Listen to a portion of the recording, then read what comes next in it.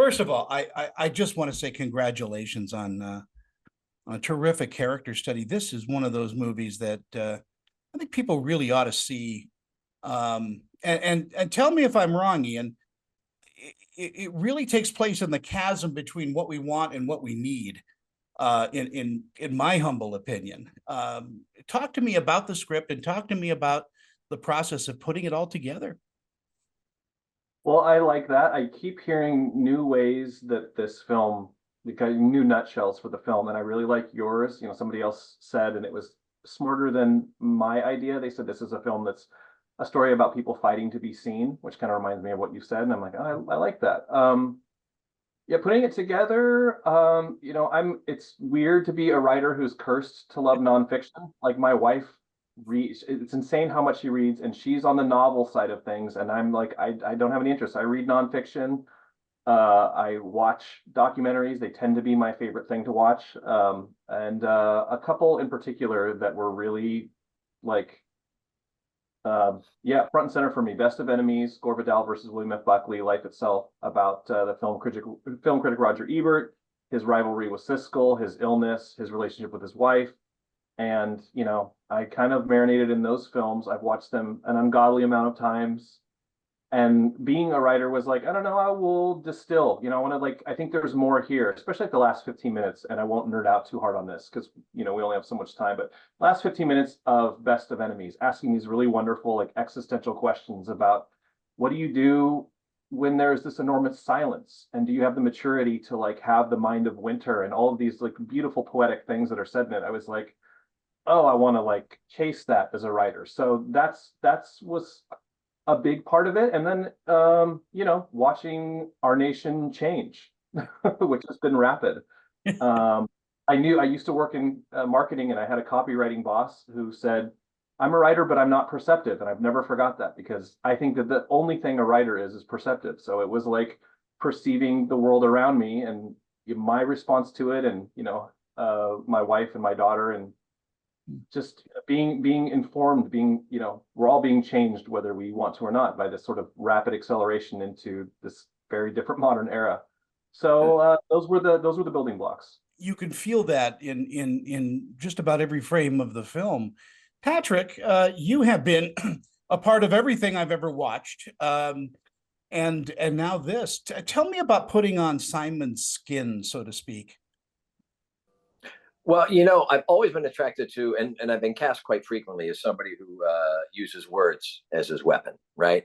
And what I liked about the script is that Ian is trying to say something in the film, and when I read it, because I'm not that smart, I wasn't sure what he was trying to say, but I knew I wanted to be a part of illuminating that and trying to put that out to let the audience hear what he's saying. And I think Simon, unfortunately, there's a lot of things I can plug right into: a sense of privilege, a sense of self-righteousness. It's always been like this. I am the white guy over 50 who's had the benefit of being a white guy of those certain ages over these last decades. And, with Me Too and BLM and all that stuff, I had that nodding sort of like, oh, yes, that sounds like right. Yes, we should do this. But there was that lurking suspicion that maybe it wasn't in my body and that I didn't really understand. And it's a growing, and I'm still in school on all of that.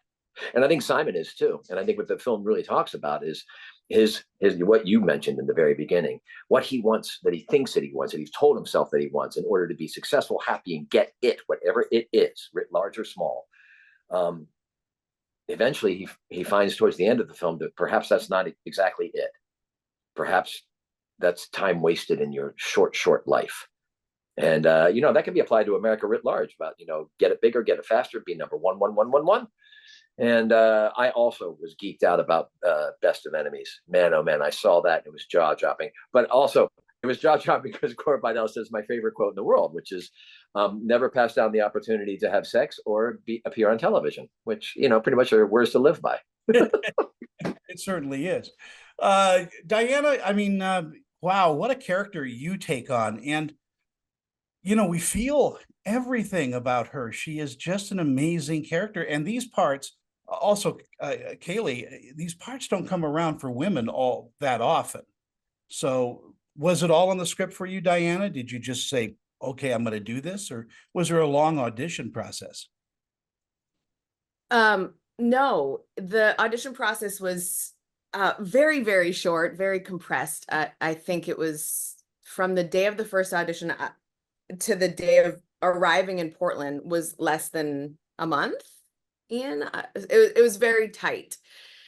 And I think what we see on the screen is due in large part to the collaboration between Ian and I, because we were able to dive deep and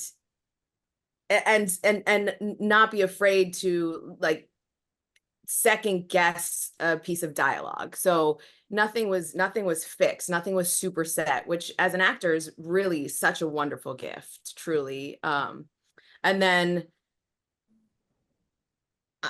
I mean, you really just never know if you're doing the right thing as an actor. You're hoping that you've done the work, you've done the research, you have laid the path, and then it's go time. And it's really about relying on your technique and your past experience, and then also being fully in the moment as much as possible with the elements of production that are being thrown at you, and then having amazing cast members. And Patrick, who has so much experience, was so open and willing to play, and that's also not very common. I've been on sets where the lead doesn't look at you, doesn't talk to you.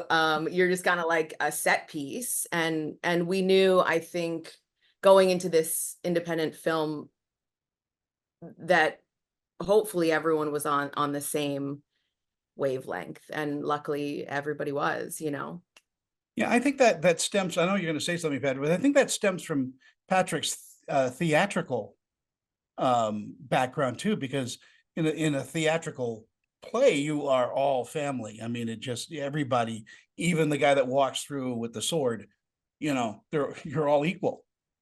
I was a sword carrier for quite a long time, so I know what that's like. Well, and Kaylee, she comes from the stage. This is her first feature-length performance on film. How about that? How about that? And wow, what a feature-length performance you did, Kaylee. I mean, and here's something I don't say often. Whenever you're on screen, people can't take their eyes off of you. I mean, you have that quality that I think. Well, I think that comes from the stage experience as well, but I think it also comes from something ethereal that you're born with. Oh my God, Tony Toscano. So I rewrote this script like 50 to 60 times. And there's portions of Kaylee's character, Sarah, in the debates that I was just like, I have ADHD. So like in some ways it's good. I get sick of things easily, which, and I was like ready to move on from certain passages.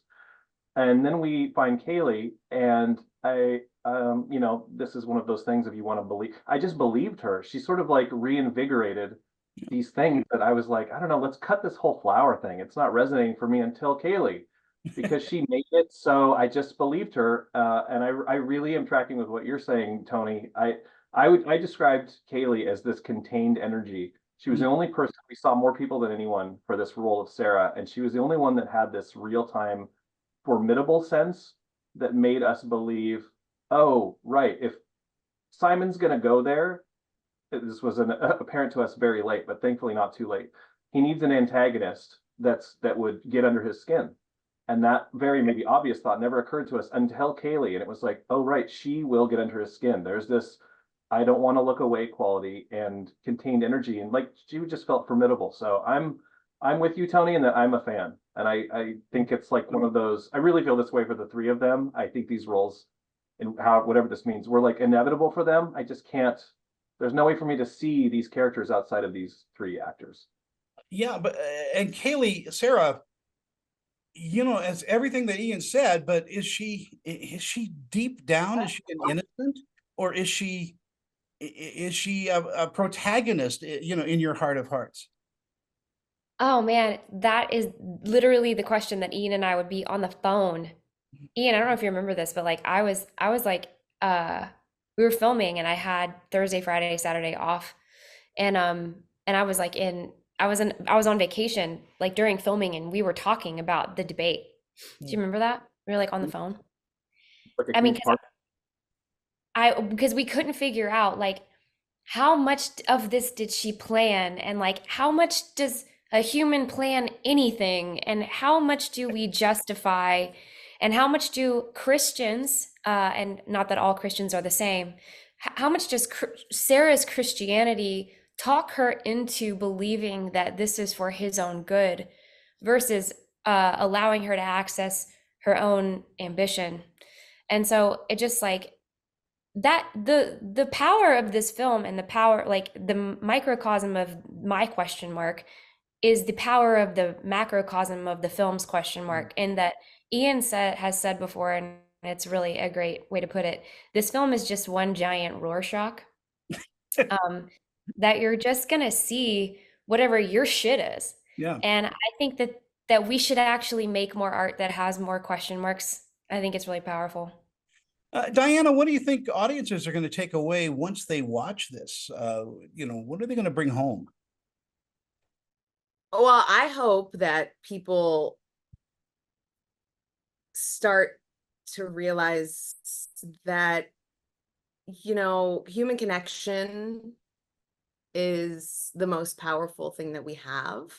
And we're all so involved and connected, but it's not real, and I think it begs the question, like, what are you willing to sacrifice? How far are you willing to go to get what you, as you said, what you want, whether that's fame, success, money, book deals, and then what happens when you're home alone and there's nothing left, or the person that walked life with you is gone, or yeah, I just think the question is really like, can we ever be satisfied? Is that even possible any longer? I think that's a great observation. Patrick, what do you think audiences will pull away?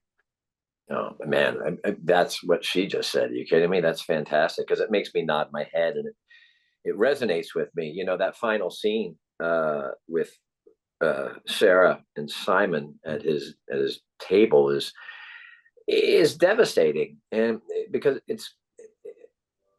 you can't reclaim the time that you pissed away pursuing stuff that has no value, and it's hard. I mean, this has been talked about since Aristotle. What is the value of your life? What is your life? What is your stuff? And then what I like about the film and the script is that it does provide hope. It provides that both Sarah and Simon, regardless of how much time either of them has left in life or whatever, people who are capable of change, people who are capable of self-introspection. Some people can come by with less pain, but nonetheless, the opportunity is there for all. And what are you going to do with it? I've got to give Kaylee a moment too. What do you think, Kaylee? Again, I hope that they come away with what they need. Yeah. That's very interesting. And Ian, you get the final word. I don't know how to improve on any of that. Yeah, it's kind of a love fest here. I mean, I'll just completely plagiarize what Deanna said, but yeah, something about, I don't know. Yeah, it's something about like the connectedness, Are we in our own bodies, to be a little therapist 101 about it? Like, did we pass through this life being just kind of zoned out, from one dopamine hit to the next? Did we like use the relationships around us, or did we kind of like actually participate in them like we could? All those, like as Patrick's saying, really age-old questions to me in particular seem, I can speak for an audience of one. Those are really on my mind and heart in the past few years. I think the modern era, I would be scared to know someone that wasn't confronting those things because of what we're all collectively going through. So I hope that this film is like, kind of giving a ballpark for people to maybe get a little bit further and figuring some of those things out. Yeah, I think before I go, because I'm going to get the rap and yelled at, but I think you can't have music without the spaces between the notes, the misconnections. And I think that's what gives you the tempo and the rhythm of music. And that's what this film has done too, is it showed us not only connection, but misconnection, and how all that becomes a rhythm of someone's life. Mm. That's really well said. I gotta go. They're yelling at me. By the way, Kylie, you've got a picture on the internet that's just gorgeous. It's you in a blue dress, and it's so ethereal. I Oh. noticed that, and it was wow, what a great shot. Thanks. And you too, Tony, Pat. thanks very much, man. What you were wearing was great too. Bye, kids. Thanks. Bye, Tony. Thank you all.